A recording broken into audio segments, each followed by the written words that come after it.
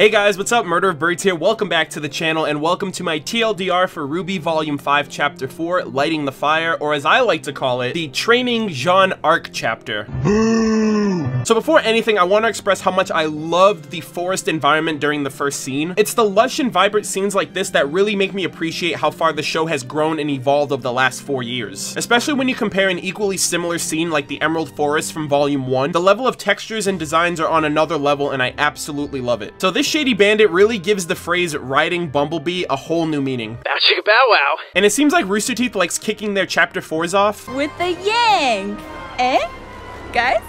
Am I right? God damn it, Barb! Because for those of you who don't know, Yang has been featured in Chapter 4 of every volume of the show thus far. Volume 1 when she's paired up with Blake. I could have taken him. Volume 2 when her and Neptune crash Junior's bar. No. Just no. Volume 3 when she gets schooled in video games by Uncle Crow. You are the worst! Volume 4 when she gets roasted by her dad. Well, I guess you lost some brain cells along with that arm. And clearly this chapter with Volume 5. Possibly, but I doubt it. I also noticed the resemblance to Yang's opening attack on the bandit, as it looked similar to the opening attack on the train against the White Fang member in Volume 2. But speaking on the fight as a whole, I think aside from the yellow trailer, this is my favorite action scene with Yang so far. I've watched it so many times and I think it's great to just have Yang back in the fight since it's been over a year since we've seen her kick some ass. Good to know.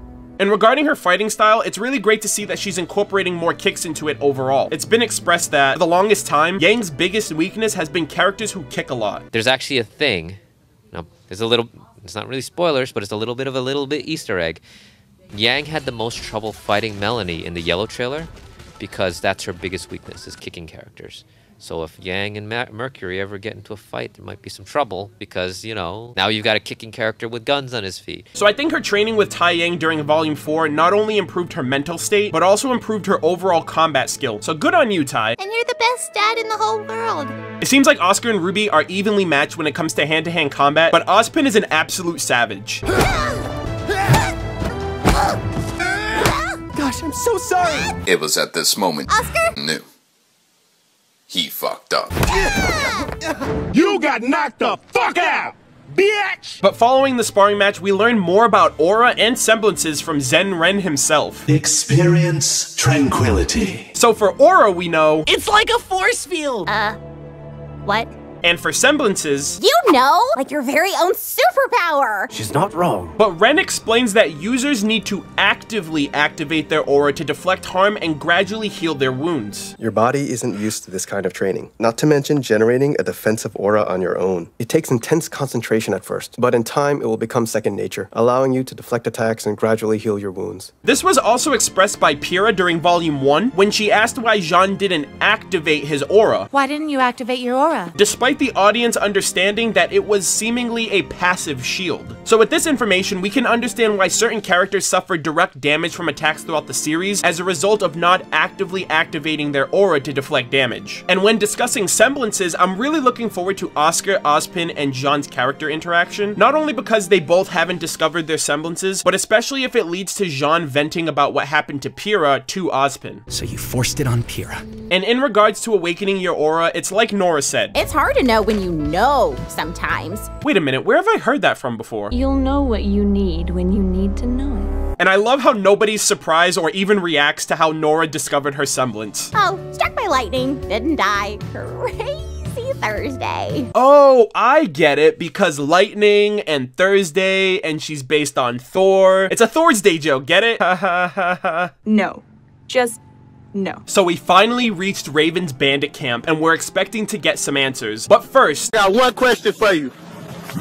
What are those? So the mother-daughter reunion didn't go as I thought it would, but nonetheless, we learned some really interesting information. It seems like Yang was always planning to go to RWBY, despite her actions of tracking down Raven's tribe. It seems like it was just a means to an end for her. And we finally got confirmation on Raven's semblance that we've actually seen since Volume 2. Dad told me how your semblance works. You could bond to certain people, and when you do, you could create a portal that takes you straight to them. You've got one for Dad, one for me, and you've got one for Crow. So my immediate question is, if she has a portal for Yang, Tai, and Crow, then who are the portals in Volume 2 and Volume 4 bound to? I'd assume that she also has a bond created with Vernal, as she is the Spring Maiden and her most prized possession within the tribe. It would just make sense to have tabs on her and her tribe if anything goes sour. And it also seems like we're getting the other side of the story regarding Ozpin, as Raven states that he isn't to be trusted and plans to reveal his true disposition. You don't want to get mixed up in all of that, Yang. Ozpin is not the man you think he is.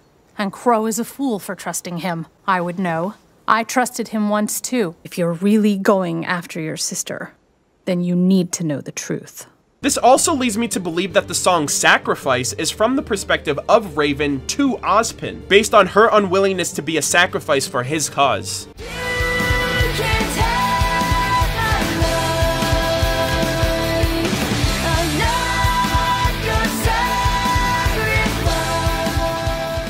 And she might also be aware of the lengths Ozpin has gone to in order to make his goals achievable. What if all the plans you made were not worth the price they paid?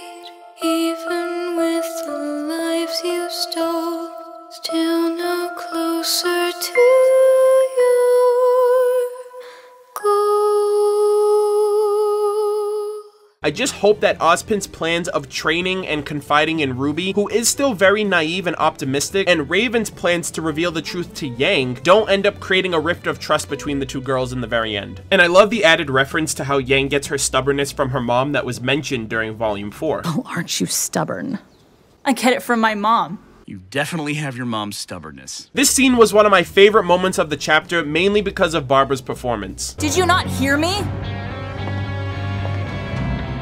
I said, send me to Crow, damn it! That's enough!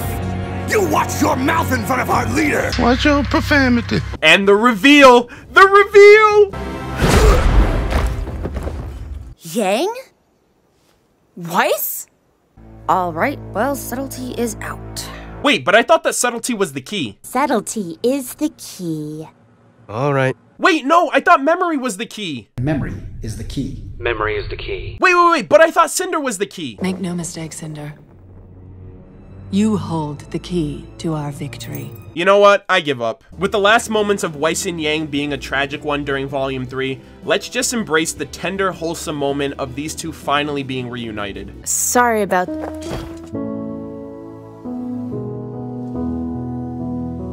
I missed you so much. I missed you too.